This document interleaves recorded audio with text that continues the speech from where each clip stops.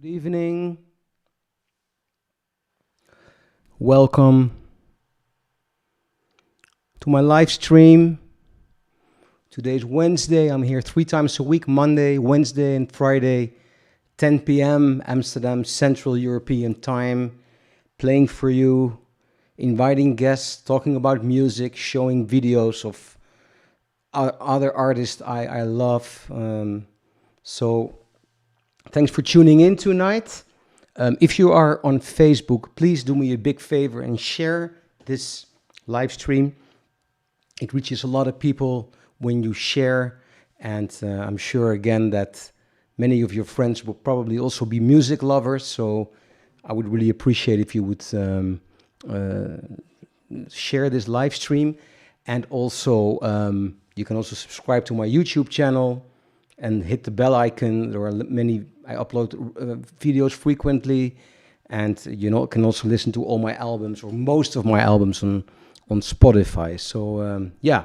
So before I continue, let me check who's here, because I see quite some chats here. Hello everybody, thank you for sending all these messages. I'm seeing Yasuisto Mori, my great friend from Japan, wonderful bass player who lives in Sweden. Again, I've said it a few times before, but thanks to him, to Yasuito, a lot of great stuff happened for me in Japan. I've been there many, many times and started all with him. So, and I see Cliff Wallace, all the way from Cape Town. Thank you, Cliff, for being here. I hope the situation in South Africa is getting better. Fortunately, here we're better. Still, I don't think we're yet there, but it's getting better. And hi, Ellen. Hey, John. Good to see you. Hey, Bert. So yeah, thanks for tuning in. And send me chats if you have any questions. Sometimes I notice that I miss some messages sometimes. So I don't know why. And if I don't reply, then I also always see them after this live stream. So please apologize.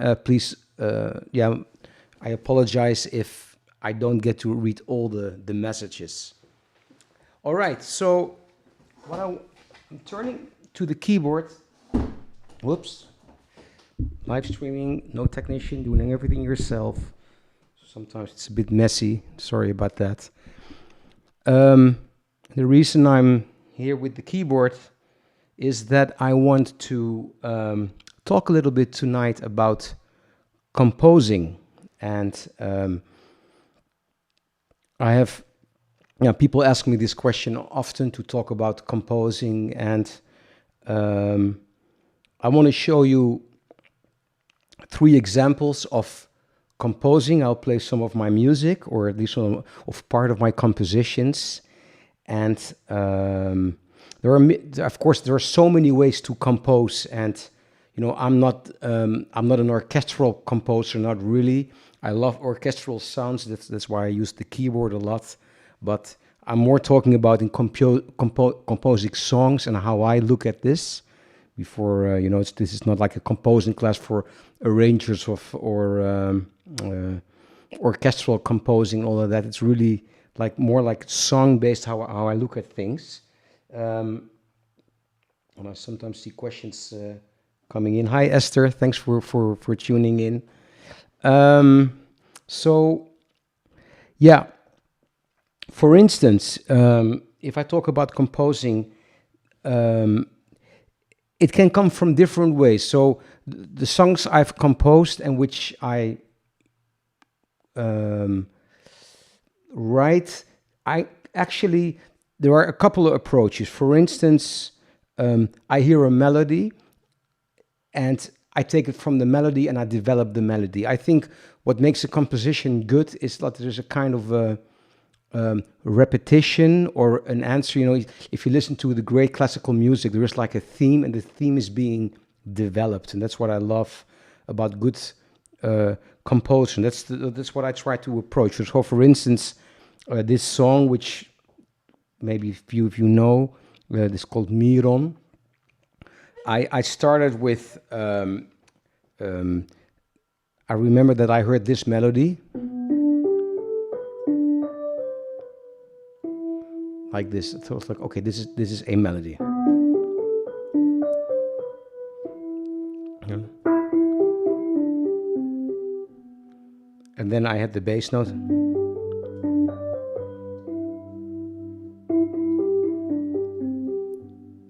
So I thought this was a nice phrase. And I don't know how it came to me. Sometimes you play and you think like, hey, this is like you improvise. You go like, hey, this is something, an improvisation which you can kind of, you catch it and you write it down or you memorize it as a written thing. Because of course, real improvisation is creating music on the spot in the moment. So, and then I have like, so it's like, and then I had this,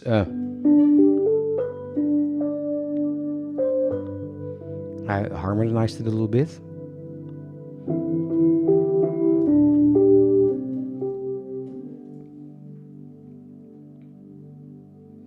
You know?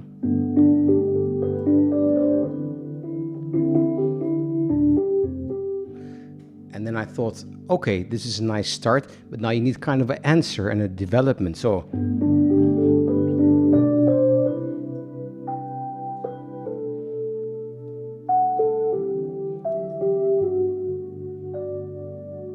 and then a little bit more back.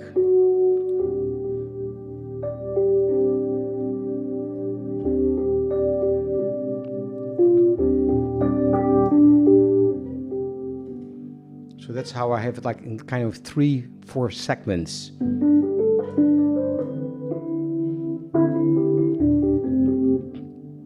Yeah.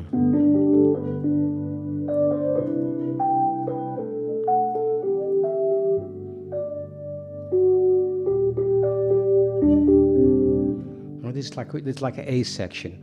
And then I thought, well, I thought it was kind of a strong melody and I kind of wanted to keep it, but of course, now in this case, I'm playing it in G. I thought, let me move it to another key. And then, so then I modulate. I play a dominant chord, which leads me to another tonality. Yeah.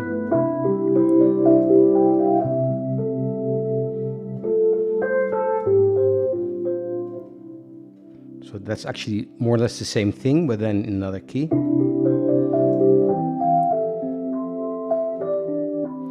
But then somehow I wanted to go back to the original key, so I found like this transition.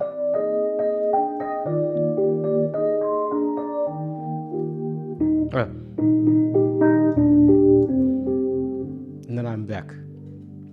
So this is really like I found segments, did the same thing in another key, and then found, I think, a logical way to come back to the original theme. Let me play the whole theme once. Let me switch off the microphone for a sec, because I know I make a lot of noise when I play. I sing along, and I know it can be distracting sometimes. So let me play the song for you, the entire song. I will only play the melody.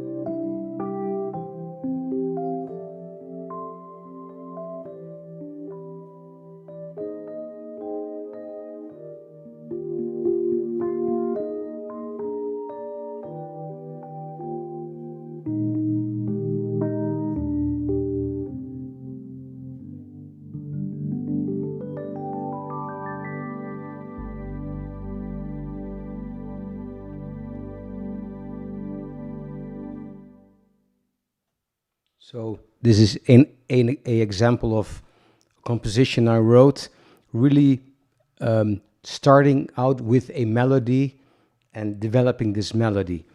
Another way is, for instance, a chord sequence. So once I was in Kenya and I was doing a project with a beautiful choir, and they were singing a song, and I needed to play some chords under this song, and then I found this chord sequence.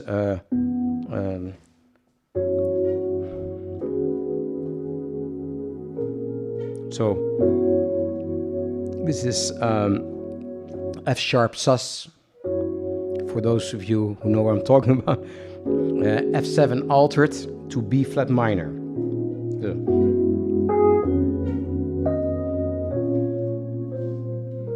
And then I thought, well, I like this. And then I started to, based on this chord sequence, I did the other way around. I started to think about a melody which I could play on top. And then I had this.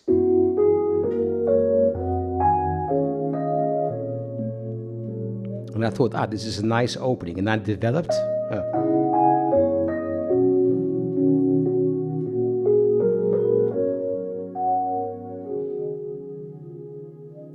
Melody again, but developing.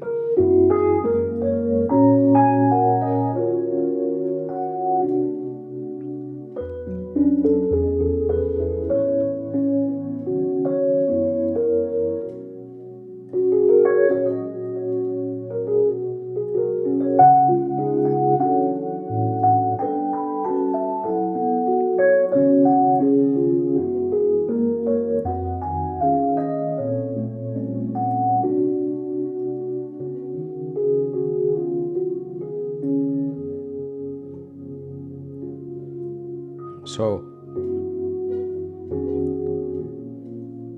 and that's it started with these three chords. So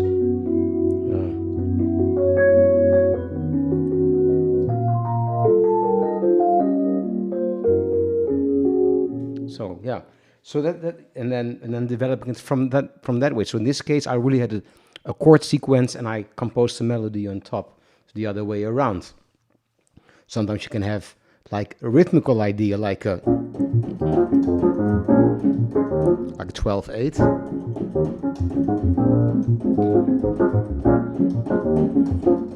and then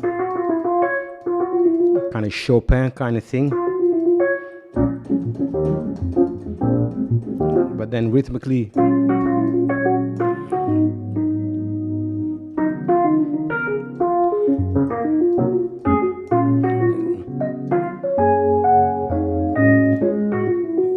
Sorry. So a melody which fits in this case, the 12/8. 1, 2, 3.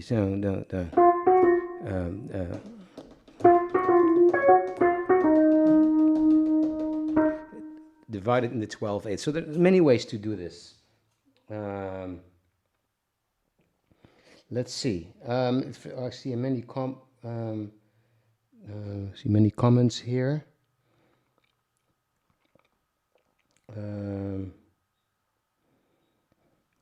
So yeah, okay, but not really questions, or I can answer for now. So then another way is other way. There are many ways, and this is a totally different thing. I once had to write a piece, and neither of the two things worked.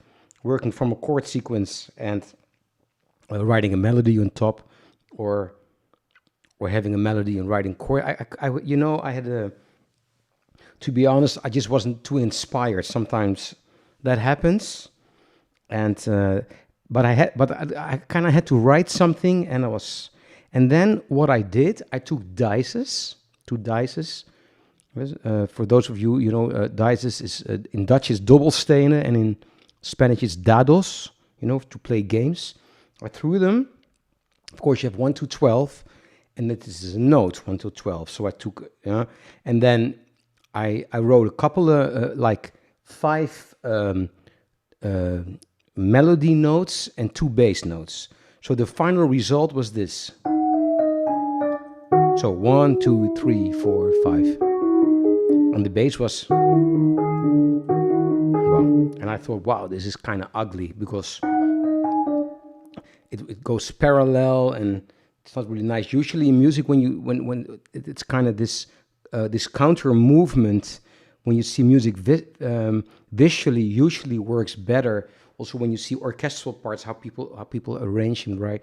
You know, this counter movement usually works better. And so I had to. But since I'm 1,000% convinced that there was always a solution, I started to search, and I found this.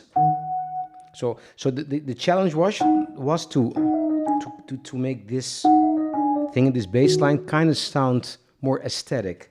And then I searched and I found this. And then I had the answer. And then from that, and then I started to develop the song from that. So.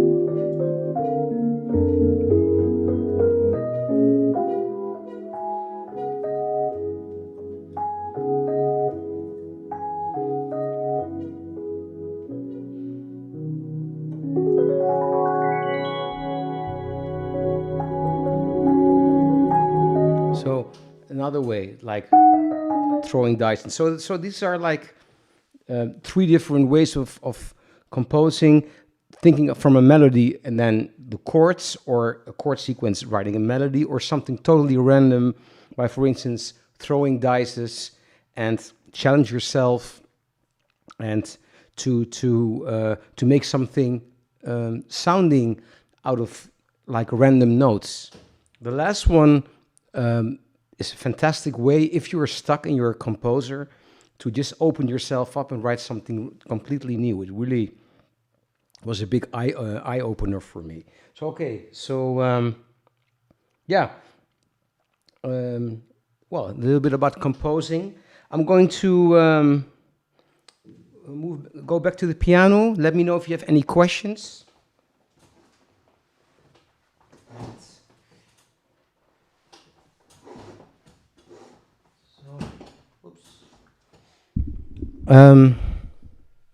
So a couple weeks ago, I played this song from Jobim, and this was a request by Astrid Volkerik. She's a vocalist and also plays piano, and this is like one of those incredible Jobim songs which I heard it, but I never played it. Actually, and then she sent me the chart, and I played it right from the score, which I will do again because I haven't practiced it again. But Astrid requested, would you be so kind to repeat it? And I think that's a great idea because, you know, the music of Jobim is something I never can get enough of. So let me play this beautiful Jobim song. I'm just going to play like a simple version, reading it from the score. Not prepared, really, not really. I just put it here and I'm going to play it for you. So this is Estrada do Sol by Jobim.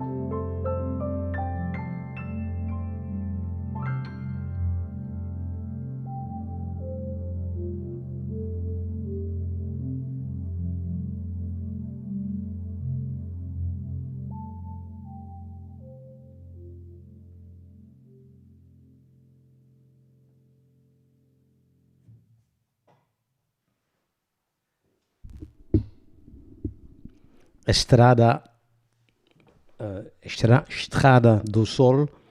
Sorry for those of you Portuguese speakers. I know it's not perfect.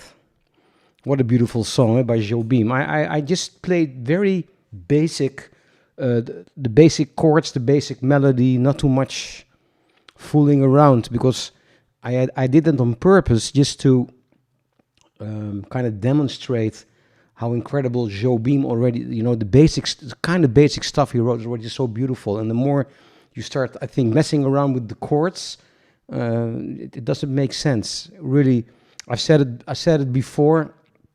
I'm a total Jobim freak, and I truly believe that he is the Johann Sebastian Bach of Brazilian music. What an amazing composer and what an amazing artist.